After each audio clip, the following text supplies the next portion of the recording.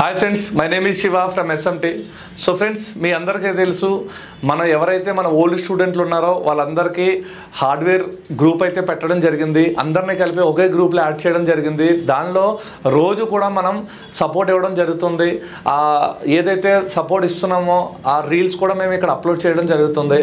And next రేపు Monday నుంచి అయితే ఆ గ్రూప్లో ఉన్న వాళ్ళందరికీ కూడా ఏదైతే సెక్షన్స్ డౌట్ ఉన్నాయో ఆ సెక్షన్స్ని అయితే కొత్తగా ఏమైతే అప్డేట్ అయినాయో పవర్ ఆన్ సీక్వెన్సీ కానీ, లేదా డ్యూయల్ పవర్ ఐసీ కానీ, ట్రిపుల్ పవర్ ఐసీ కానీ, పవర్ ఆన్ సీక్వెన్సీస్ ఎలా ఉన్నాయి, ఇవన్నీ వాళ్ళని అప్డేట్ చేయడానికి వాడికి అప్డేట్ క్లాసెస్ అయితే జూమ్ లింక్లో పెట్టడం జరుగుతుంది. సో దీంట్లో వచ్చేసి మెయిన్గా మనకి ప్రైమరీ లైన్స్ అంటే ఏంటి, సెకండరీ లైన్స్ అంటే ఏంటి, ఇవన్నీ ఆల్రెడీ మనం చెప్పుకోవడం జరిగింది.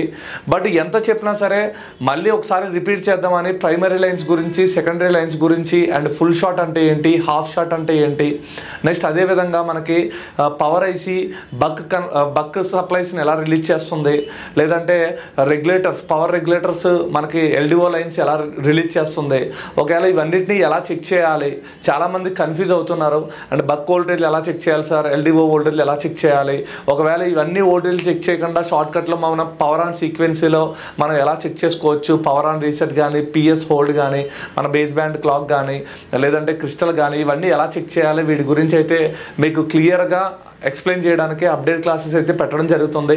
దీంట్లో వచ్చేసి మనకి సింగిల్ పవర్ ఐసీ గురించి, డ్యూయల్ పవర్ ఐసీ గురించి, triple power IC and 4 power ఐసీలు ఉన్నా కూడా మనం ఎలా పవర్ ఆన్ సీక్వెన్సీ ఎలా ఉంటుంది, అదేవిధంగా నెక్స్ట్ క్వాల్కామ్లో అయితే పవర్ ఆన్ సీక్వెన్సీలో ఏమేమి నేమ్స్ చేంజ్ అవుతున్నాయి, మీడియాటెక్లో ఎలా ఉంటుంది, శాంసంగ్లో ఎలా ఉంటుంది, వీటన్నిటిని కూడా క్లియర్గా మీకు విత్ ప్రాక్టికల్గా మీకు జూమ్ లింక్లో అయితే పెట్టడం జరుగుతుంది. ఇది మొత్తం వచ్చేసి 1 వీక్ జరుగుతుంది. సో ఈ 1 వీక్ కోర్సులో మీకు డే బై డే అంటే ఒకరోజు చెప్పి ఒకరోజు గ్యాప్ ఇవ్వడం జరుగుతుంది. ఒకరోజు చెప్పింది నెక్స్ట్ డే మీరు కూడా ప్రాక్టికల్ చేసి ఏమైనా డౌట్స్ ఉంటే క్లియర్ చేసుకుని నెక్స్ట్ రోజు క్లాస్ చెప్పడం అయితే జరుగుతుంది. ఇలా డెడ్ సెక్షన్ని మొత్తం క్లియర్గా primary lines, secondary lines, power on sequence క్వాల్కామ్లో, నెక్స్ట్ మీడియాటెక్లో, శాంసంగ్లో, అదేవిధంగా dual power IC, triple power IC and quad power IC గురించి కూడా క్లియర్గా మీకు పిన్ టు పిన్ అయితే ఎక్స్ప్లెయిన్ చేయడం జరుగుతుంది.